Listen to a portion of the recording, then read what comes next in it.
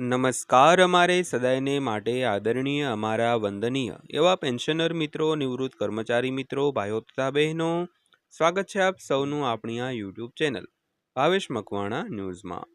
તો પેન્શનર મિત્રો, આ સાંજના પેન્શન સમાચારમાં આપણે વાત કરવાના છીએ નિવૃત્તિ પામેલ પેન્શનરો માટે આજરોજ તારીખ 26/6/2026ની સાંજે જ આવી છે એક મોટી અપડેટ। તો પેન્શનર મિત્રો, શું છે આ મોટી અપડેટ જે તારીખ 26/6/2026ની સાંજે આવેલી છે? તો તે જાણવા માટે આજના વિડીયોમાં છેક અંત સુધી બન્યા રહેજો અને પેન્શનરો માટે 100% વિશ્વસનીય માહિતી પણ છે આજના વિડીયોમાં। તો ખાસ કરીને વિડીયો અંત સુધી નિહાળી હજી સુધી જો આપણી આ ચેનલ તમે સબસ્ક્રાઈબ ન કરી હોય તો ડેઈલી આવી જ અપડેટો મેળવવા માટે આપણી આ યુટ્યુબ ચેનલ પણ અત્યારે જ સબસ્ક્રાઈબ કરી લેજો દોસ્તો। તો જોઈએ આજનો આ વિડીયો। તો સૌથી પહેલાં વાત કરીએ તો 8મું પગાર પંચ। તો પગાર વધારા અને ફિટમેન્ટ ફેક્ટર વધારાની માંગણીઓથી લઈને રાજ્ય મુલાકાતો અને બેઠકોના સમયપત્રક સુધી 8મા CPC ચર્ચાઓમાંથી અત્યાર સુધીના ટોચના 10 નવીનતમ અપડેટ્સ પર અહીં એક નજર નાખવાના છીએ। તો ખાસ કરીને 8મા પગાર પંચમાં પગાર વધારો, પેન્શન વધારો અને અન્ય માંગણીઓને લઈને જે 10 મુખ્ય સમાચારો છે તેના ઉપર એક નજર નાખવાના છીએ। તો આજનો વિડીયો તમે અંત સુધી જોઈ લેજો। તો વિગતવાર વાત કરીએ તો કેન્દ્ર સરકાર અને જાહેર ક્ષેત્રના કર્મચારીઓ અને નિવૃત્ત પેન્શનરોના પગાર વધારો, મોંઘવારી ભથ્થું, ફિટમેન્ટ ફેક્ટર, પગાર માળખું અને અન્ય લાભોમાં સુધારા કરવા માટે દર દાયકામાં એક પગાર પંચની રચના કરવામાં આવે છે। તો ગયા વર્ષે વડાપ્રધાન નરેન્દ્ર મોદી દ્વારા જાહેર કરાયેલ 8મું પગાર પંચ 2027ના મધ્ય સુધીમાં 1 કરોડથી વધુ લાભાર્થીઓ માટે તેની અંતિમ ભલામણો કરે તેવી અપેક્ષા છે। તો જેમાં 50 લાખ કેન્દ્રીય સરકારી કર્મચારીઓ અને લગભગ 65 લાખ પેન્શનરોનો સમાવેશ થાય છે। તો જેમાં સંરક્ષણ અને રેલવે કર્મચારીઓ અને નિવૃત્ત લોકોનો સમાવેશ થાય છે। તો નોંધનીય છે કે પેનલ 15 જૂનના રોજ સૂચનો સબમિટ કરવાનું બંધ કર્યું હતું અને 30 જૂન 2026 સુધી હિસ્સેદારો પાસેથી ડેટા ઓનલાઈન સબમિટ કરવાની માંગ કરી રહી છે। તો 8 મહિના પછી 8મા CPC ચર્ચાઓમાંથી અત્યાર સુધીના ટોચના 10 મહત્તમ અને નવીનતમ અપડેટ્સ પર અહીં એક નજર નાખવાના છીએ। તો પગાર અને ફિટમેન્ટ પરિબળમાં વધારો કરવાની માંગણીઓથી લઈને સુનિશ્ચિત રાજ્ય મુલાકાતો અને બેઠકો સુધી। તો સૌથી પહેલાં વાત કરીએ તો 8મા પગાર પંચની હાઇલાઇટ્સ વિશે। ટોચના 10 મુખ્ય અપડેટ્સ। સૌથી પહેલાં અપડેટ્સની વાત કરીએ તો વર્તમાન પેનલના અધ્યક્ષ સુપ્રીમ કોર્ટના ભૂતપૂર્વ ન્યાયાધીશ રંજના પ્રકાશ દેસાઈ છે।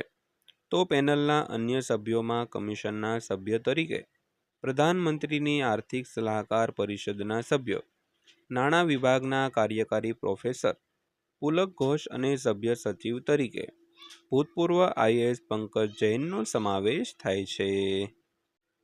ત્યારબાદ વાત કરીએ તો રાષ્ટ્રીય પરિષદ સંયુક્ત સલાહકાર મશીનરી એટલે કે NCJCM, Maharashtra old pension organisation અને all India defence employees federation સહિતના મોટા કર્મચારી જૂથોએ કેન્દ્ર સરકારના કર્મચારીઓ માટે લઘુત્તમ મૂળ પગારમાં વધારો કરવાની માંગ કરી છે।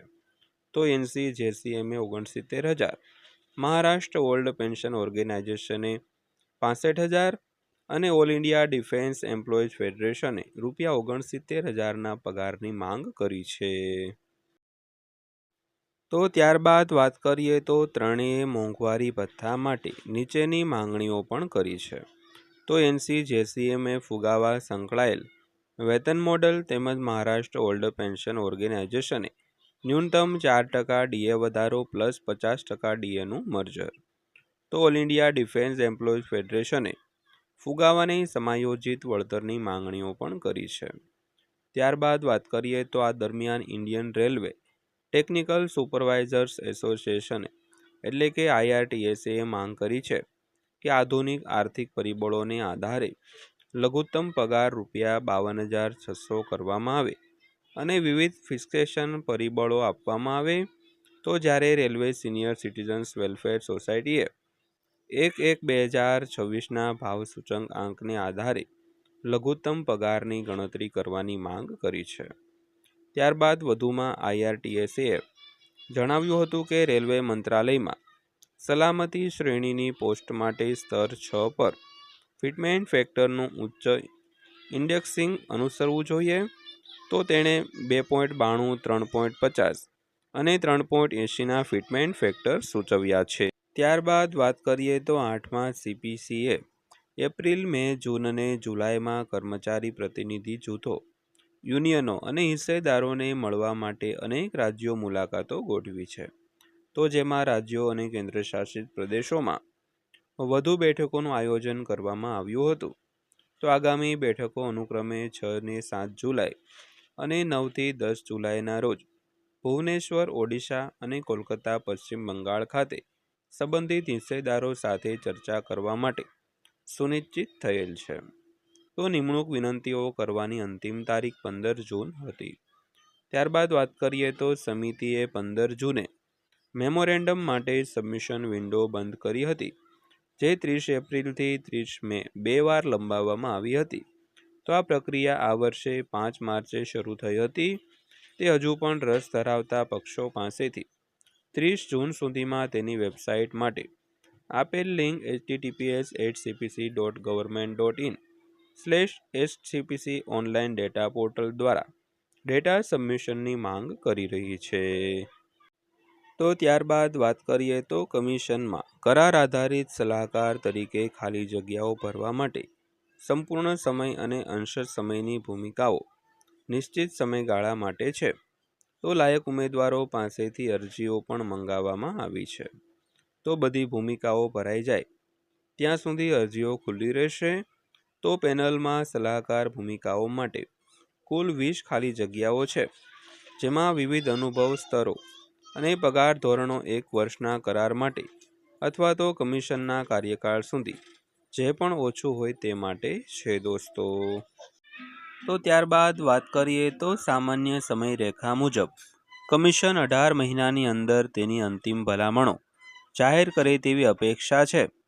તો આનો અર્થ એ થયો કે ફેબ્રુઆરી 2027 એ સૌથી વહેલું છે જ્યારે કોઈ પણ સત્તાવાર ભલામણો મેળવી શકીએ છીએ.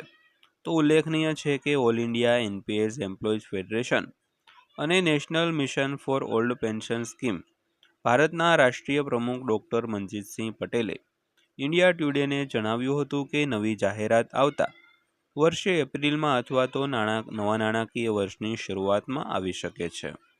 અંતમાં વાત કરીએ તો જો કે ભૂતકાળના વલણોને આધારે પગાર પંચની ભલામણો થઈ ગયા પછી અમલમાં મૂકવા માટે 2 થી 3 વર્ષનો સમય લાગે છે. તો આનો અર્થ એ થયો કે 2027માં જાહેર કરાયેલ પગાર વધારો 2029 અથવા તો 2030 સુધીમાં સંપૂર્ણપણે લાગુ થઈ શકે છે દોસ્તો.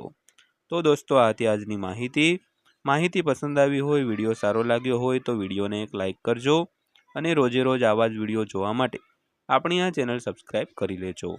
તો ફરીવાર પાછા મળીશું એક નવા વિડીયો સાથે, નવી માહિતી સાથે. ત્યાં સુધી સૌને જય હિન્દ, વંદે માતરમ.